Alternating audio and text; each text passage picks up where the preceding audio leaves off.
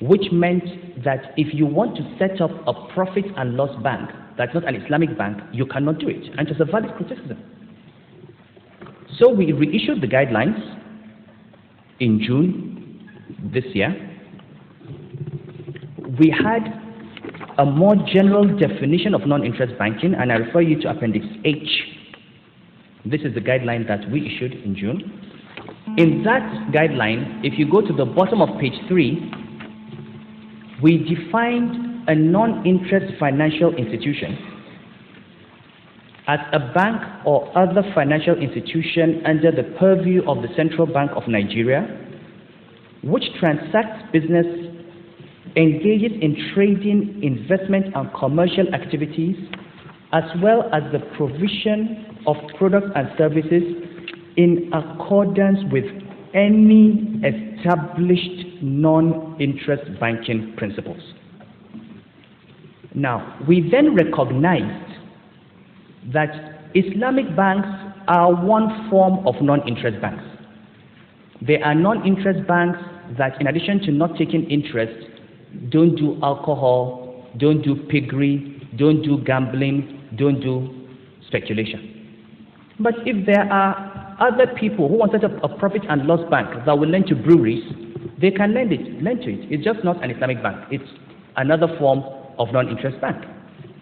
The second criticism was that the documents that were issued before kept mentioning the word Sharia.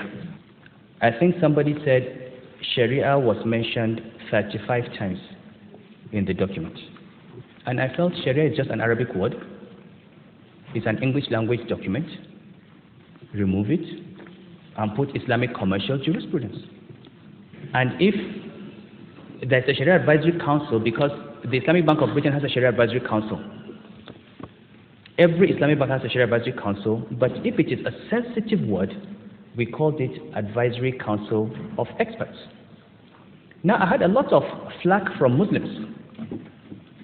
I had somebody who came to me and said that I removed Sharia from the document. It's no longer Islamic banking.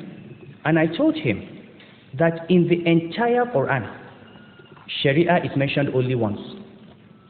So mentioning it 35 times in a document or removing it has no bearing on whether it's Islamic banking. So we removed it. The third concern was that people did not understand, even though we kept saying it, people did not understand that these banks are non-faith biased. That these products are available to Muslims and Christians, and they are not restricted to Muslims. And in fact, I do know that in many countries, if you go to Malaysia, the majority of the people who patronize Islamic banks tend to be even non-Muslims. They're the Chinese businessmen. Jaiz itself has at least 60 Christian shareholders. The second largest shareholder in Jaiz is a Christian from Igbo land. The point I'm making is, so we said, okay, look, if people, we cannot leave it to just assumption that this is non-discrimination. So if you go to the guidelines we issued on page 13, and these guidelines are on our website, you can just go to our website and print them. 16.2, discrimination on grounds of faith or ethnicity or any other grounds in the participation by individuals or institutions as promoters, shareholders, depositors, employees, customers, or other relevant parties in any transaction regarding a non-interest financial institution, whether based on Islamic or other model, is strictly prohibited.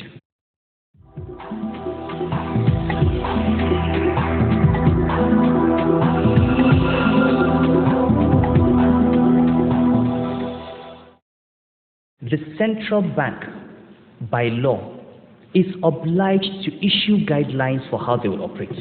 The way we issue guidelines for commercial banking and merchant banking and mortgage banking and microfinance banking and discount houses, we cannot license an institution without issuing guidelines. The central bank is not setting up an Islamic bank. The central bank is not advertising Islamic banking, which is why we have been accused of not communicating enough. But I have told communications people that we must make a distinction between explaining our role as a regulator and being a marketer for a product. It is for Jais to talk about the benefits of Islamic banking. It's not for the central bank. We can talk about it for financial inclusion and so on, but it is for the promoters of the bank to advertise their product.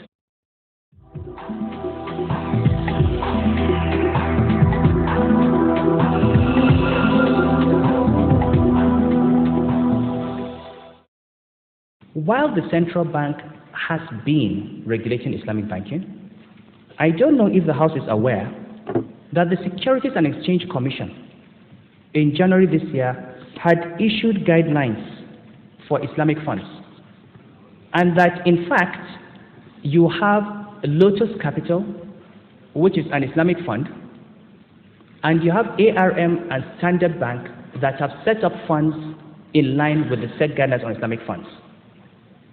I also don't know if members are aware that the NDIC has issued guidelines to the market for Islamic insurance for deposits.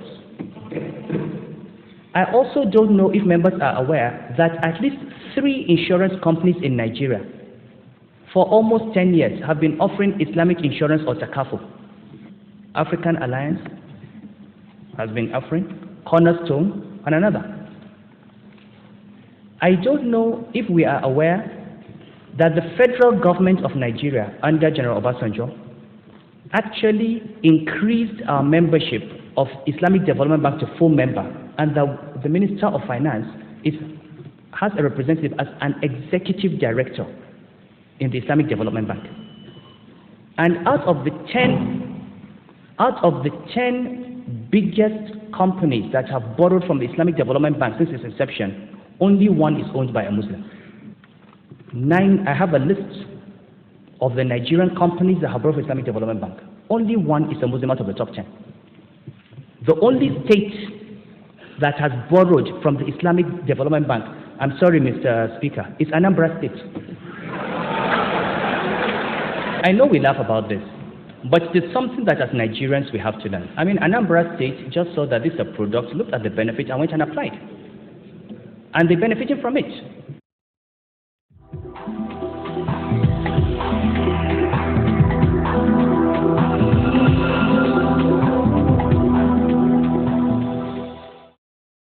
The misrepresentations have been so many. You know, people talk about me having studied Islamic law. They don't talk about the fact that at the age of 8, my parents took me to a boarding Catholic school, and that I went to St. Anne's in Kaduna. And every day I said Our Father and Hail Mary. They don't talk about the fact that when I went to King's College, I had the choice of taking Islamic religious knowledge and Bible knowledge. I studied Bible knowledge and got a distinction. And you can ask my mates in KC. I have never known anything called tribalism. I have seen a very senior Christian cleric in a church accuse me of removing Christians from decision-making positions in the central bank. I became governor in 2009. The term of the board of directors of the central bank expired. I recommended a board for reappointment to President Yar'Adua. On the board of the central bank, we have 11 members, only 3 are Muslim. The Monetary Policy Committee of the central bank was not constituted when I became governor. The Committee of Governors took the decisions. I constituted it. I recommended 7 external members of the MPC. Only 1 is a Muslim. A deputy governor's seat became open when I was governor. Dr. Kingsley Moghalu was in Geneva. I went, convinced him to come back to Nigeria, and convinced the president to appoint him. On our 5-member COG, only 3 are Christians, 2 are Muslims. We have 24 departmental directors in the central bank that I appointed. Only 8 are Muslim. I never even thought of counting religion until I read that sermon. It was never a consideration. And these are the people who take these decisions. The Director of Financial Policy and Regulation, who signed the guidelines and issued the guidelines and developed the guidelines, his name is Christian Chukwu.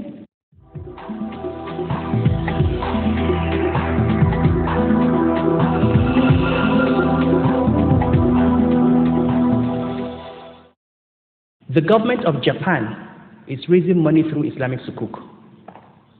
The government of the United States has raised money through Islamic Sukuk. At a time when the capital markets have dried up, the government of Malaysia 2 weeks ago issued a Sukuk trying to raise $2 billion. In 6 days, they had $9 billion because there's so much money in the Middle East going into those products. The ICRC in Nigeria is working with the central bank and the DMO to develop products. We want to advise the finance minister to go and tap into those markets in Asia and bring in $4-5 billion to finance infrastructure in the country. So in terms of being a financial product that opens up the economy, good for financial inclusion, for diversifying funding base, that is the discussion we should be having. It's not about Islamization. The central bank is not a religious institution. It's a Nigerian institution. And you've seen Governor Charles Soludo was a Christian and a Catholic. But he did more to promote and establish guidelines for regulating Islamic banking than any governor before him. And all I'm doing is completing the work. Now, I think as leaders, we need on the one hand to be very sensitive to people, which means we need to explain as much as possible and clarify the position, and I will continue to explain. I will continue to clarify. But we cannot continue to apologize for doing our work.